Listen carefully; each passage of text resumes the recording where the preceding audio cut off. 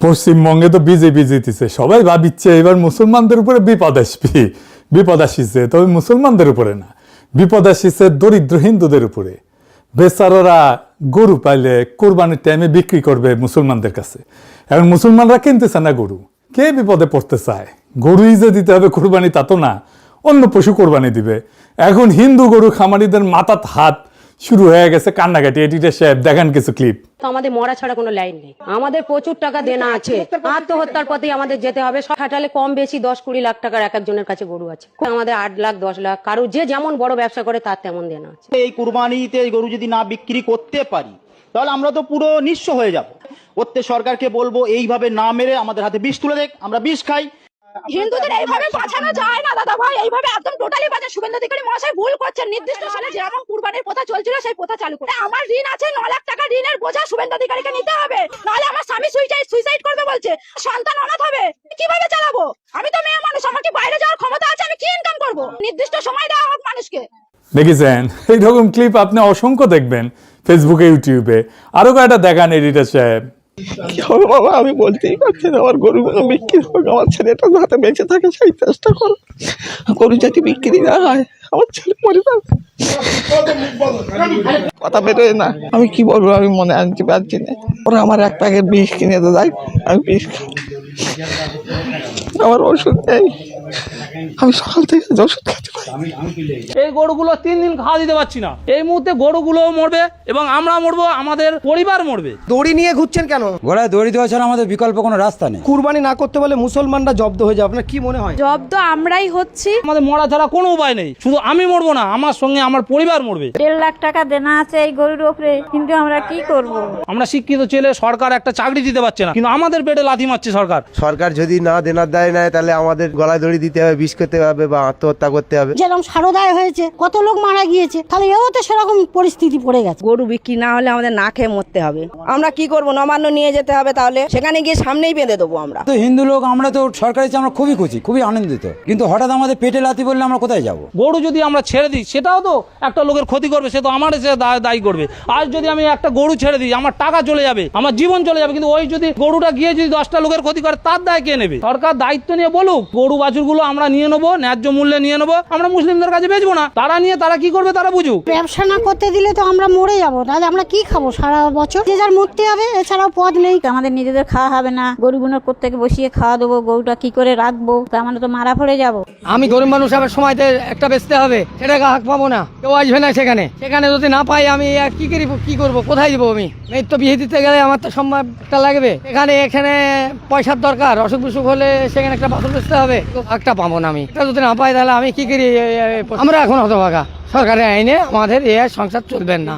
দেখেছেন এরা কিন্তু বিজেপিকে ভোট দিছে, নিজেরাই করছে বিজেপিকে ভোট দিছি। আমরা ভোট দিয়ে এনেছি সরকারকে এবং আশা ছিল ভুল, সেটা তো সরকার যা সিদ্ধান্ত নিয়েছে আমাদের তো মানে রাস্তায় বসিয়ে দিয়েছে, আমাদের কথা না ভেবেই এমন সিদ্ধান্ত নিয়েছে। যদি অন্তত একটা বছরের জন্য যদি ছাড় দিয়ে যদি কোনো আইনের মাধ্যমে আসতো যে পরের বছর আমরা নামতাম না, কিন্তু আমাদের ঠিক মানে বেচা কেনার সময়টাই বন্ধ হয়ে গিয়েছে। ভোট দিয়া নিজেরাই ধরা। দেখেছেন, ধরেন এখন কেউ কইলো যে আমি এটা খামু না, খাওয়া দাওয়া তো রুচির ব্যাপার, ছোটবেলা থেকে গরু না খাইয়ে থাকলে তো হুট করে কেউ খাইতে পারবে না, কিন্তু আমি কাউরে খাইতে দেব না এটা কি বলতে পারি? আর একজন খাইতেছে, তুমি তো খাইতেছো না। বিজেপি কি সারা দুনিয়া গরু খাওয়া বন্ধ করতে পারবে? বন্ধ করবে কি? সে তো সারা দুনিয়া এক্সপোর্ট করে, থার্ড হইছে ওই এক্সপোর্টে সারা দুনিয়া। মামা আমি থার্ড হইছি, কিন্তু নিজের দেশে মুসলমানদের খাইতে দেবে না। কেমন যাওয়া দেখেন, কেমন বন্যামি। যাই হোক, এই যে গো হত্যা নিয়ে বিজেপি ধর্মযুদ্ধ শুরু করলো, এটার ধর্মীয় কোনো শক্ত বিধান কি হিন্দু ধর্মে আছে? গরু হত্যা বা গো হত্যা কি হিন্দু ধর্মে অপরাধ? আসেন এটা একটু বুঝে দেখি। হিন্দুদের ধর্মগ্রন্থ কিন্তু দুইটা, পবিত্র ধর্মগ্রন্থ দুইটা, বেদ আর উপনিষদ, কোরআন আর হাদিসের মতো আর কি। বেদে গরুকে বলা হয়েছে অজ্ঞা, মানে যাকে হত্যা করা উচিত না। কিন্তু আপনি যদি বেদ আরো গভীরভাবে পাঠ করেন, বিশেষভাবে ঋগ্বেদ আর সংস্কৃত যদি জানেন ভালোভাবে, তাহলে দেখবেন কেস করে খারাপ। দেখবেন এই বিজেপির মূর্খতা কিছুই বুঝে নাই। আসলে হিন্দু ধর্মে গোহত্যা নিয়ে কি বলা আছে আমরা গভীরে যায় দেখবো, মজা আছে কলে। এই বিষয়টা আলাপ করার আগে একটা ইতিহাস আমাদের জানতে হবে, না হলে বিষয়টা বোঝা যাবে না গভীরে যায়। গল্পের মতো কইরা বলবো, বোরিং লাগবে না, অনেক নতুন জিনিস শিখতে পারবেন। আমাদের অঞ্চলে সবচেয়ে প্রাচীন সভ্যতা ছিল সিন্ধু সভ্যতা। পাকিস্তানের সিন্ধু উপত্যকায় এই সভ্যতার জন্ম। হিন্দু নামটা কিন্তু আসছে এই সিন্ধু থেকেই, মানে ইরানিরা সিন্ধুকে হিন্দু বলতো, ইরানিরাই নাম দিছে হিন্দু। পারস্যরা, সংস্কৃতে অনেক শব্দ যা দন্তস্ব দিয়ে শুরু, তাদের উচ্চারণ হ হইতো আর কি পার্সিয়ানে। যেমন সপ্তাহ, এটা আসছে সংস্কৃত থেকে, সপ্ত অহ বা 7 দিন, অহ মানে দিন, অহর্নিশ শুনছেন না, এটা সংস্কৃত মানে দিন রাত্রি। পার্সিয়ান ভাষায় সপ্তাহ হইতেছে হপ্তা, আমরা হপ্তাহ ইউজ করি, কিন্তু হিন্দুরা অসুর বলে না, অসুর ওই যে দুর্গা, মা দুর্গার সাথে থাকে অসুর, সেটা পারস্যে বলে আহুর। আহুর মাজদা পার্সিয়ানদের দেবতা ছিল, প্রাচীন পার্সিয়ানদের।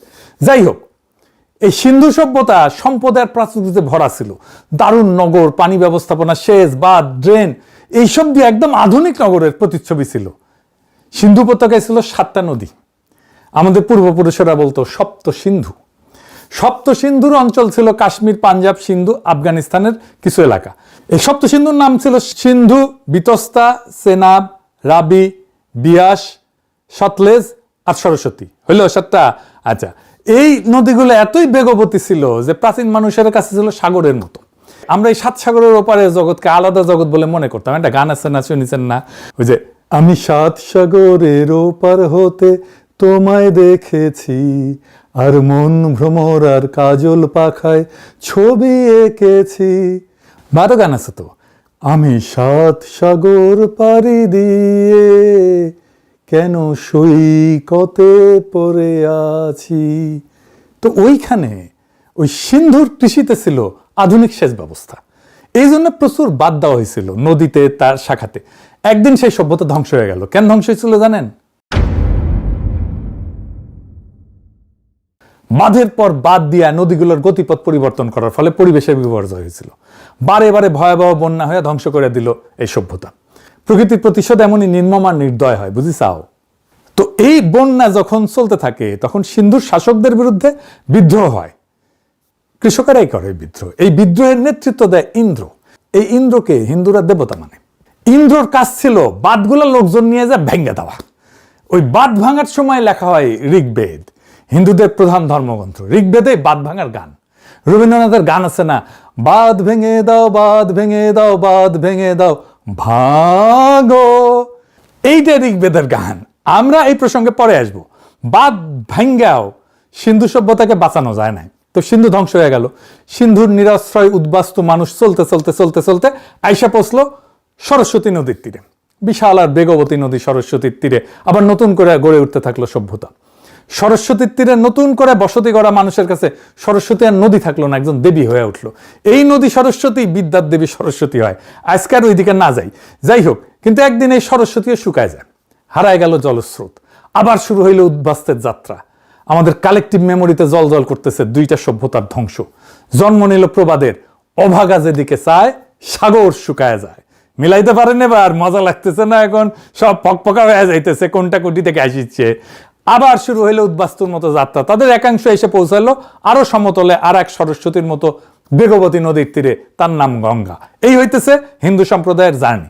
কি একটা প্যাথেটিক অবস্থা দেখেন, যে সিন্ধু উপত্যকায় তাদের ধর্মের জন্ম, যার নামে তাদের পরিচিত ধর্ম, সেইটা পড়েছে পাকিস্তানে। সেই পাকিস্তানে বোমা মারা লাগে তাদের।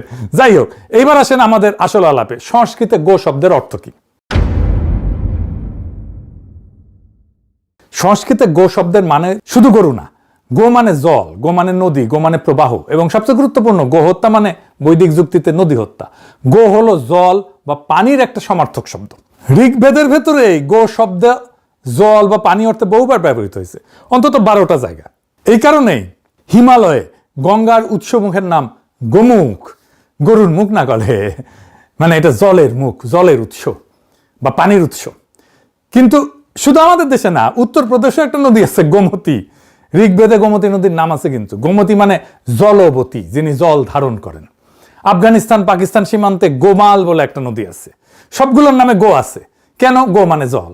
দক্ষিণ ভারতের বৃহত্তম নদী গোদাবরী। গোদাবরী মানে জল দানকারিণী। গোদাবরীর শাখা আবার গৌতমী, আবার গ। আবার দেখেন বৃষ মানে কিন্তু সার, আবার একই শব্দ থেকে বৃষ্টি মানে যা ঝইরা পড়ে, বর্ষা, বর্ষণ এগুলো আসছে বৃষ ধাতু থেকে। বৃষ ধাতু মানে সিঞ্চন করা, ঝরা। এইটা আবার পরে আসবো।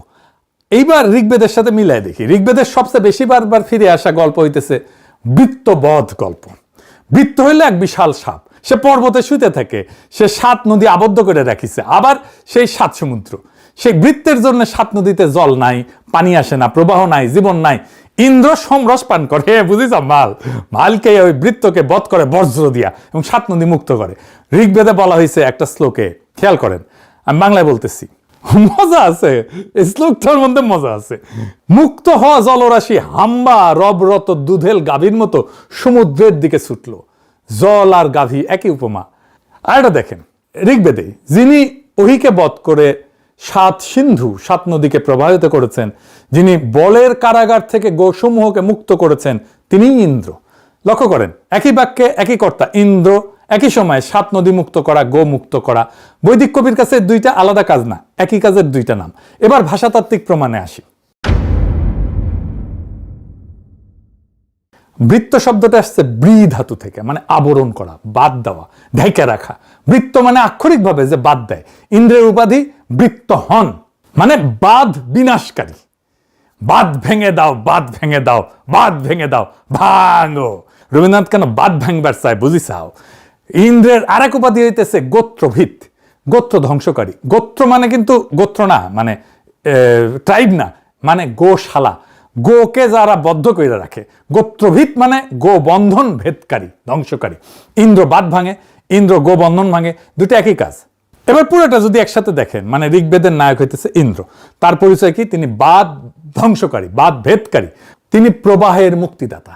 তার হাতে বজ্র, এবং সে বজ্র দিয়ে তিনি যা করেন তা হইল বদ্ধ জলকে, বদ্ধ পানিকে, বদ্ধ গোকে মুক্ত করেন। ইন্দ্র মানে আক্ষরিক অর্থে যিনি আবরণ ভেঙে প্রবাহ ফিরে আনেন। তার বিপরীতে দাঁড়ায় আছে তার শত্রু বৃত্ত। সে কি করে? সে বাদ দেয়। বৃত্ত নদী আটকে রাখে পর্বতে, প্রবাহকে বন্ধ করে। যা স্বাভাবিকভাবে চলমান তাকে স্থির করে দেয়। সে বৈদিক ধর্মের শত্রু। 2 পক্ষের মাঝখানে আছে গো। ইন্দ্র আর বৃত্ত, মাঝখানে গো। গো শুধু একটা প্রাণী না, গো হইল সেই সব কিছু যা প্রবাহিত। পানি প্রবাহিত, জল প্রবাহিত, তাই জল গো। নদী প্রবাহিত, তাই নদী গো। দুধ প্রবাহিত, তাই দুধ গো। অমৃত প্রবাহিত, তাই অমৃত গো। বাণী প্রবাহিত, তাই বাণীও গো। আলো প্রবাহিত, তাই কিরণও গো।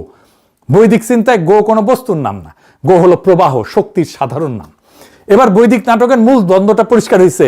একদিকে বৃত্ত গোকে বন্দী করে, অর্থাৎ প্রবাহকে বন্ধ করে। অন্যদিকে ইন্দ্র বৃত্তকে বধ কইরা গোকে মুক্ত করে, অর্থাৎ প্রবাহকে ফিরায় আনে। গো মুক্তি মানে বাদ ধ্বংস করা, বাদ ভেদ করা। গো মুক্তি মানে নদীর মুক্তি। গো মুক্তি মানে জীবনের পুনরুদ্ধার। এর উল্টা দিকটাও ঠিক তেমনি স্পষ্ট। গোবন্ধন মানে বাদ নির্মাণ। গোবন্ধন মানে নদী হত্যা। গোবন্ধন মানে বৃত্তের কাজ, প্রবাহকে স্থির করে দেওয়া, জীবনকে শুকায় ফেলা। অর্থাৎ ঋগ্বেদের গোটা নৈতিক কাঠামোর ভালো এবং মন্দর এই বিভাজন যেটা, এটা হইতেছে যিনি প্রবাহ ছাড়েন তিনি ভালো, তিনি ইন্দ্র, তিনি দেবতা। যে প্রবাহ আটকায় সে খারাপ, সে বৃত্ত, তারে ধ্বংস করতে হবে। যিনি গো মুক্ত করেন তিনি নায়ক, আর যিনি গো বন্দি করে সে ভিলেন। এই কাঠামোর বাইরে বৈদিক ধর্মে আর কোনো কেন্দ্রীয় দ্বন্দ্ব নাই। মোদি যদি হিন্দুই হইতো তাহলে তোর তো ফারাক্কাবাদ ভেঙে দেওয়া উচিত। তার ধর্মে তো নিষেধ আছে। তুই তাহলে কিসের হিন্দু হইছু? ক্ষুদ্রকালে সংস্কৃত পড়েছিলাম, নতুন ভাষা, কাব্যিক ভাষা, আগ্রহণীয়া পড়েছিলাম। মূর্খ সদাদের সংস্কৃত শিখায় একটু, আপনাদেরও মজা লাগবে। সংস্কৃত ভাষার গঠনটা একটু অদ্ভুত। বাংলা বা ইংরেজিতে আমরা সাধারণত বস্তুর নাম দিয়ে শব্দ বানাই, গরু, গাছ, পানি, ঘর। কিন্তু সংস্কৃত শব্দ শুরু হয় কোনো কাজ বা গতি থেকে, ধাতু থেকে। প্রথমে একটা ক্রিয়া, প্রবাহিত হওয়া, ঝরা, সিঞ্চন করা। তারপরে সেই ক্রিয়ার চারপাশে গড়ে ওঠে অনেকগুলো শব্দ। একটা উদাহরণ দিই, ধরেন সংস্কৃতে একটা মূল ক্রিয়া আছে শ্রী, মানে প্রবাহিত হওয়া। এই একটা ক্রিয়া থেকে অনেকগুলো শব্দ বাড়াইছে। সর মানে জলাশয়, সরস্বতী মানে নদী, পরে বাণীর দেবী। সরিত মানে স্রোত, সর্পী মানে এটা গলিত ঘি যা প্রবাহিত হয়। দেখেন জলাশয়, নদী, ঘি, এমনকি দেবী, সবকিছু একই পরিবারের, একই ধাতু পরিবারের। কারণ সবার ভেতরে আছে সে একই জিনিস, প্রবাহ। আর একটা ক্রিয়া আছে দুহ, মানে দহন করা, অর্থাৎ চেপে চেপে কিছু বের করা। এই থেকে আসছে দুহিতা, কন্যা যিনি গৃহে দুধ দহন করেন, পরিবারের প্রাণের প্রবাহ আনে। দুগ্ধ আসছে দু থেকে, মানে যা দহনে বের হয়। দঘ্রি মানে দহনযোগ্য গাভী। আবার সে একই প্রবাহের ছবি, গাভী থেকে দুধ, কন্যা থেকে বংশ। ক্রিয়া বৃষ মানে সিঞ্চন করা, ঝরানো। আই থেকে আসছে বৃষ, সার। গাভীতে প্রাণ সিঞ্চন করে, বর্ষা বর্ষণ আকাশ থেকে ঝরে। সার আর বৃষ্টি একই পরিবারের, কারণ দুইজনেই সিঞ্চন করে। আর একটা ক্রিয়া খড়, এই থেকে ক্ষীর, দুধ যা খরিত হয়। খড় মানে ক্ষরণশীল, নশ্বর, যাতে খড় যেটা চুয়ায় চুয়ায় চুয়ায় চুয়ায় পড়ে। অক্ষর, অক্ষর যা খরিত হয় না, অবিনশ্বর, তাই শব্দ বর্ণমালা অক্ষর। দুধ ঝরে, জীবন ঝরে, কিন্তু পবিত্র শব্দ ঝরে না। তিনটা শব্দ একই পরিবারের। এখন দেখেন কি হচ্ছে, দুধেল গাভী, প্রবাহিত নদী, ঝরা বৃষ্টি আমাদের কাছে তিনটা আলাদা জিনিস। গরু একটা প্রাণী, নদী একটা ভৌগোলিক বস্তু, বৃষ্টি একটা আবহাওয়া। কিন্তু বৈদিক ভাষায় তিনজনে একই ক্রিয়া পরিবারের সদস্য, বস্তু আলাদা কিন্তু সবার ভিতরে একই জিনিস, কিছু একটা চুয়ায় পড়তেছে, প্রবাহিত হইতেছে। এই কারণেই গো শব্দটার সঙ্গে গাভী, পানি, দুধ, কিরণ, বাণী সব যাইতে পারে।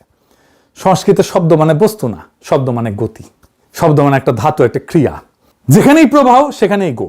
বৈদিক ঋষিরা দুনিয়াকে দেখছেন প্রবাহের চোখ দিয়ে। তারা ভাবেননি যে এটা একটা গরু, ওটা একটা নদী, এটা একটা ফোঁটা বৃষ্টি। তারা ভাবছেন সবার ভিতরে একই জিনিস চলতেছে, জীবন চলতেছে, প্রবাহ চলতেছে। তাই প্রবাহের নাম গো। গো যার অর্থ অসংখ্য, তাকে শুধু একটা প্রাণীতে সংকুচিত করা মানে গোটা বৈদিক দর্শনের, বিশ্ব দর্শনকে খারিজ করে দেওয়া। সাওয়ে আলা মূর্খ সদা মোদির কাছে এর চাইতে বেশি কিছু আশা করা তো যায় না। ধর্মকর্ম করা তো ভালো কাজ, কিন্তু সে তো ধর্মকর্ম করতে আসে নাই, সে আসছে মুসলমানদের ইন্ডিয়া থেকে খেদাইতে। এইটা সবসময় দুই ধারি করাতের মতো, একদিকে কাটে না, শুধু দুই দিকেই কাটে। বাংলাদেশে একটা কথা আছে না, হুই না মুসলমান, এরা হইতেছে হুই না হিন্দু। তো তোমাদের এখন কোন কোন জায়গায় ব্যথা গো? বান্ধবী ললিতা, মোদিরে তো ভোট দিছ, বিজেপিরে ভোট দিছ, আর মারা খাও। বুঝলে তো, যে ইন্দ্রের গান গাইয়া ঋগ্বেদের শুরু, সেই ইন্দ্র যাদেরকে বধ করতে আসছিল তারাই আজকে মন্দিরে বসে গদা ঘুরাইতেছে, ক্ষমতায় বসে গদা ঘুরাইতেছে। আর সেই বৃত্তকে ভোট দিয়া আজকে পশ্চিমবঙ্গের দরিদ্র খামারিরা চোখের পানিতে গোয়াল ভাসাইতেছে। সে কান্দিতেছে, কিন্তু কাইন্দা লাভ নাই। সে নিজেই নিজের পায়ে কুড়াল মারিছে, বাইসা নিছো নিজেরাই, এখন মারা খাও।